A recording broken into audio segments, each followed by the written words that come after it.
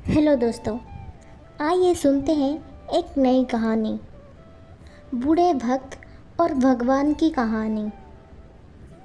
एक आदमी जो जीवन भर राम नाम जपता रहा, अब वो बूढ़ा हो गया था।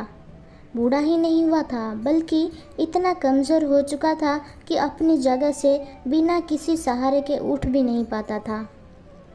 ऐसी स्थिति में उसने कभी राम नाम को अपने से अलग नहीं होने दिया। वो पूरा दिन मन में राम नाम लेता रहता।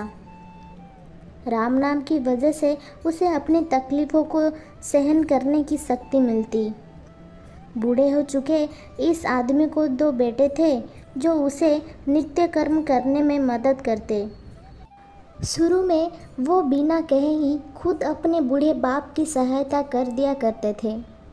फिर धीरे धीरे जब बाप खुद बुलाता तब आते, लेकिन जैसे जैसे वक्त बीतता गया तो वो 2-3 बार पुकारने के बाद भी मुश्किल से आते और कभी कभी रात को ना भी आते। अब हालत ऐसी हो चली थी कि अक्सर बूढ़ा बिस्तर गंदा कर दिया करता था और जब तक उसके बेटों से सहायता ना मिलती ऐसे ही गंदे बिस्तर में पड़ा रहता। बुढ़ापा बढ़ता जा रहा था। उसकी नज़रें कमज़ोर हो चुकी थी।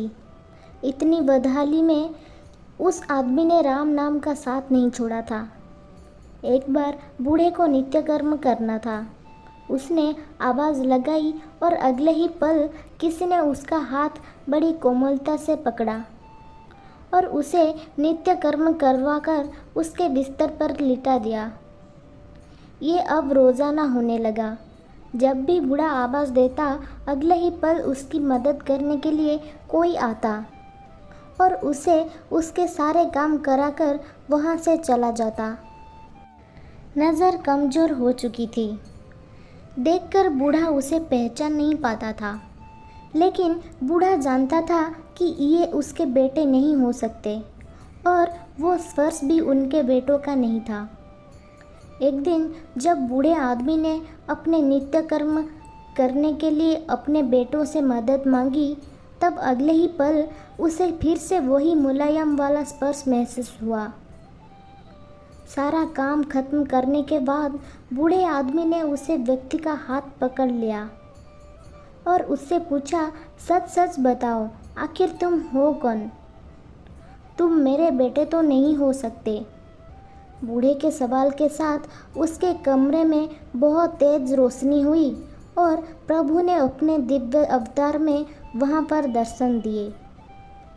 किसी भी वस्तु को बड़ी मुश्किल से देख पाता था, वही बूढ़ा भगवान के दिव्य रूप को स्पष्ट रूप से देखने में समर्थ हो गया।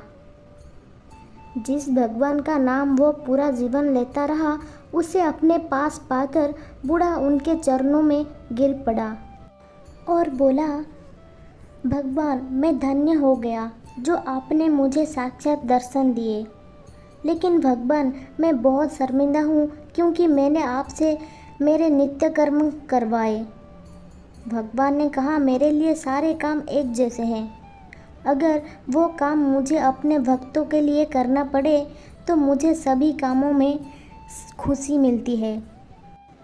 बूढ़े ने हाथ जोड़ते हुए भगवान से कहा, लेकिन भगवान, आप ये सब करने के बजाय मुझे मुक्त ही क्यों नहीं कर देते? क्या आपके दर्शन मात्र से मेरी मुक्ति संभव नहीं है? ये सब प्रारब्ध की वजह से है। तुम्हारा प्रारब्ध बहुत कठिन है। अगर मंद होता तो मेरे दर्शन मात्र से तुम मुक्त हो जाते। मैं चाहूँ तो तुम्हें अभी मुक्त कर सकता हूँ, लेकिन फिर अगले जन्म में तुम्हें प्रारब्ध को भोगने के लिए आना पड़ेगा। इसलिए मैं तुम्हें खुद तुम्हारा प्रारब्ध को काटकर मुक्त करवाने के लिए सहायता कर रहा हूँ, भगवान ने कहा। इतना बोलकर भगवान वहाँ से अंतर्ध्यान हो गए। कुछ महीने और काफ़ी तकलीफ भोगने के बाद आखिरकार उस बूढ़े आदमी को मुक्ति मिली। तो दोस्तों, आप लोगों को ये छोटी सी कहानी कैसा लगा कमेंट बॉक्स में ज़रूर बताना। धन्यवाद।